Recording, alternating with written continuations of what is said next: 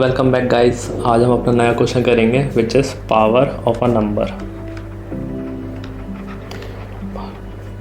जैसे कि 2 की पावर 2 कितना होता है 4, 2 की पावर 3 8, या फिर 5 का क्यूब कितना होता है 125। तो हमारे पास एक ए होगा which is called generally base, और हमारे पास पावर होगी।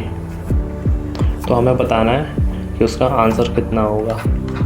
अगर हम ध्यान से ऑब्ज़र्व करें तो 2 into 2 into 2 which is 8, this is this. अगर हम 5 के क्यूब की बात करें 5 इंटू 5 इंटू 5 विच इज़ 125। हमारा जो बेस है हम उसको पावर टाइम्स मल्टीप्लाई कर रहे हैं। बहुत ही सिंपल हो गया। अभी जो भी हमारा बेस है हम उसको पावर टाइम्स मल्टीप्लाई कर रहे हैं। तो उसके लिए हमें एक लूप चाहिए। I is equals to 0, I is less than n, I plus plus not n। यहाँ पे जो n होगा वो होगा पावर। क्यों? क्योंकि हम उस नंबर को पावर टाइम्स मल्टीप्लाई कर रहे हैं। जैसे यहाँ पे 2 की पावर 3, तो 2 को हम 3 बार मल्टीप्लाई कर रहे हैं। 5 की पावर 3, 5 को 3 बार मल्टीप्लाई कर रहे हैं। 2 की पावर 2, 2 को 2 बार मल्टीप्लाई कर रहे हैं। सो सिंपल यहाँ पे जो ये n होगा ये होगा हमारा पावर। और एक आंसर बना लेंगे जिसमें हम अपना आंसर स्टोर करेंगे। Answer is equals to answer into किसको मल्टीप्लाई कर रहे हैं हम, बेस को, बेस। लास्ट में उसको प्रिंट कर देंगे। हो गया, सिंपल एंड इजी। ऑब्जर्व करने वाली बात यह है कि जब हमने देखा कि 2 की पावर 2 मीन्स 2 टाइम्स मल्टीप्लाई, 2 की पावर 3 मीन्स 2 इंटू 2 इंटू 2 3 बार मल्टीप्लाई, 5 का क्यूब 5 इंटू 5 इंटू 5। अगर मैं यहाँ पे 5 की पावर 4 भी लिख दूँ तो 5 इंटू 5 इंटू 5 इंटू 5, उसको हम उतनी ही बार मल्टीप्लाई कर रहे हैं। तो हमें ये समझ में आता है कि हमें एक लूप चलाना पड़ेगा कितने टाइम्स तक, उसके पावर के टाइम्स तक। तो वही यहाँ पे हमने किया है। जो हमारा लूप स्टार्ट है इसको 0 से स्टार्ट किया पावर टाइम्स तक, तो ये पावर टाइम्स चलेगा। और हम मल्टीप्लाई कर रहे हैं किसको, बेस को। तो हमने उतनी ही बार बेस को मल्टीप्लाई कर दिया है। किससे, बेस ही से कर रहे हैं, और उसको आंसर में स्टोर कर दे रहे हैं। इसको कोड करते हैं। एक होगा base which is 2, power which is 3। अब एक आंसर बना लेंगे जिसमें हम अपना आंसर स्टोर करेंगे। और int i is equals to 0 then n i plus plus i less than n i plus plus. ये हो गया। आई कहाँ पे गड़बड़ हो रही है, या सेमीकोलन रह गया।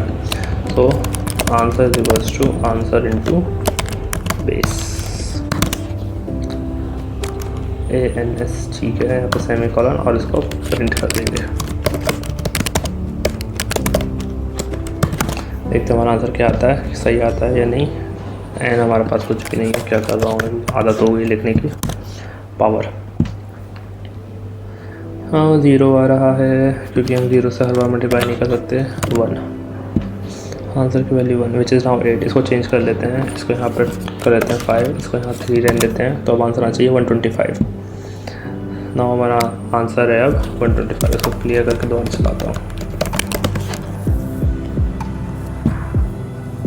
Answer is 125। तो हमारा कोड ठीक कर रहा है। इसको डायरेक्ट करते हैं, एक नए पेज पे जाते हैं।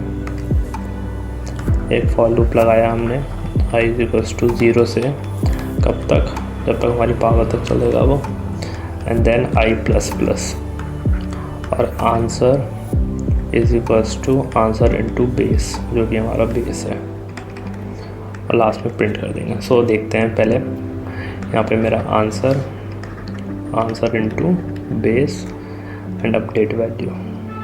तो आंसर कितना आया, पहले लूप चला, यहाँ पे i की वैल्यू देख लेते हैं।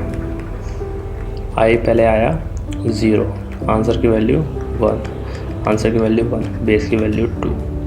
तो 2 1 जा 2, ये कितना स्टोर हो गया आंसर में 2।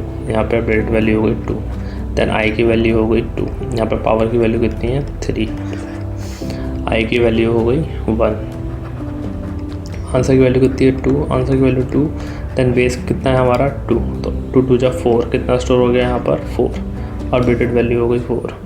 फिर आंसर की वैल्यू हो गई 2, आई की वैल्यू 2, आंसर कितना है 4, फिर बेस कितना है 2, 4 2 जा 8, आंसर की वैल्यू कितनी हो गई 8। लेस देन पावर तक चलेगा तो 2 तक ही जाएगा।